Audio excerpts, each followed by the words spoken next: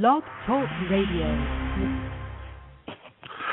Good morning. It's Jeff Altman, the Big Game Hunter. Howdy. It's Valentine's Day, February 14th, 2011, and welcome to No BS Job Search Advice. If you've been with me before, you already know, but for those who are joining me for the first time, No BS Job Search Advice is my online radio show. It's really a compliment to my e-zine of the same name. It's designed to give you very straightforward, direct advice about job hunting, information about job hunting, job search tips, coaching by audio rather than print. Now, if you happen to be interested in my e-zine, you can receive a complimentary subscription to my website, which is jeffaltman.com. If you look in the upper right-hand corner, there's a subscription box that you can sign up with there. So, I want to help people find work. Unfortunately, in these times, a lot of people have gotten down and depressed about job hunting. They're frustrated. They're annoyed. And when they're interviewing, they're competing with a lot of people for relatively few jobs. And if you saw the recent jobs report, you already know that the government has said that there were 36,000 jobs created in the United States in the last month.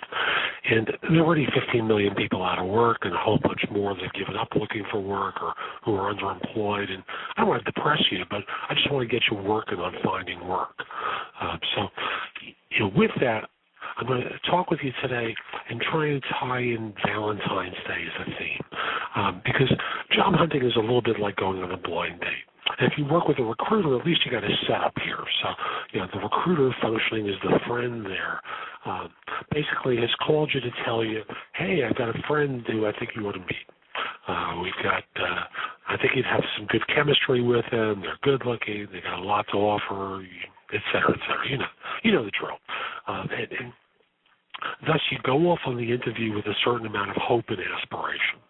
So let me kind of walk you through how I'd like you to behave on this interview as you do the run-up to it, and kind of go through a simple methodology with you. So first thing I want you to do is recognize that weather has an effect. So if it's hot, I want you getting to the building a little early, just as I would if it were cold. I want you getting there a little early because hot weather or cold weather has a way of messing up people's thinking and distracting them as they go into the interview. So arrive a few minutes early. If it's hot, I want you to have a chance to cool off in the lobby. Do not go up to the floor where you're supposed to meet someone. Do not hang out in their reception. Just wait in the lobby and cool off. If it's cold out, I want you to get your hands warm and get yourself focused on what's going to be lying ahead for you. And thus, when you're meeting them for the first time, you're going to go over to a receptionist, and I'll use my own name as a reference point here, and say, hi, this is Jeff Altman. I have a 2 o'clock appointment to meet so-and-so. Great. Would you fill out this application and have a seat? So, yes, I know applications are dreary and dull and boring, and they all kind of say the same thing, but you have to fill them out with great accuracy. Because remember, inaccurate information can be grounds for termination after you join the firm. So you got to be accurate about dates and wages. And if you're not sure about when you joined the firm 10 years ago or what salary you were paid 5 years ago when you left the firm, next to that phrase, put the term approx, because at least this way it shows that you're not sure. You're not trying to deceive anyone. And when you're seated, sit facing the greatest number of entry points into the room where someone can come out to ask for you. Because I've seen too many instances where people are sitting and their interviewer comes up behind them and they get startled. Like, I remember an instance many years ago at one of the banks in New York, and this person was on their interview. They were seated in a place where they couldn't see their host come out to meet with them. And unfortunately, this person arrived over their right shoulder.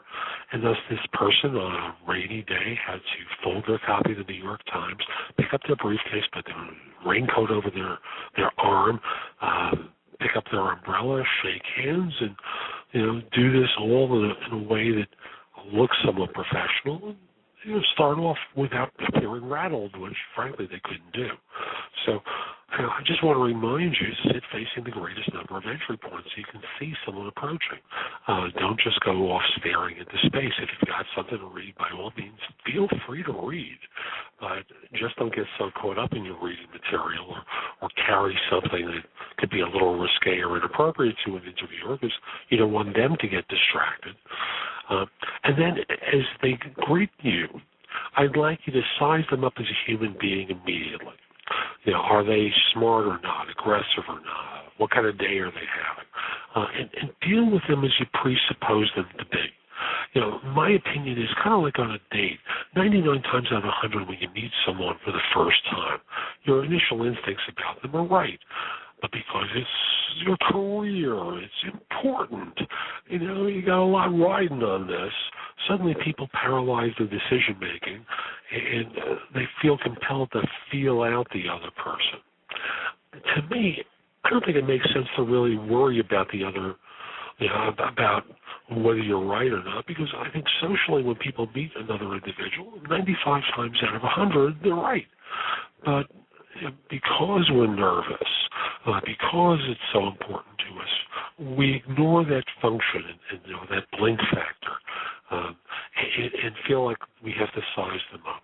And frankly, if you're at a casino and betting on a roulette table and trying to size someone up, you wouldn't do that.